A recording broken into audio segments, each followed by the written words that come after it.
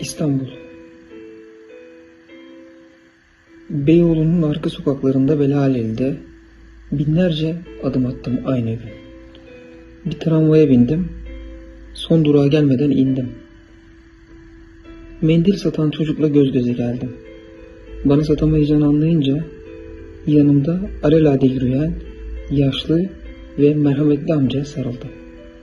Amca, çocuk ve benim aramızdaki ilişki aniden bitti.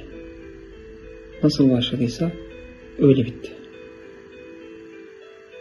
Karşı kaldırımda ümidini kaybetmiş bir taraftar yedikleri golleri sayıyor.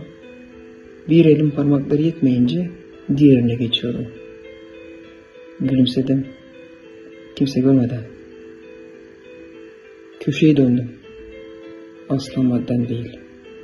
Başladığım noktaya geldim. Bugün elini son kez tutmuşum.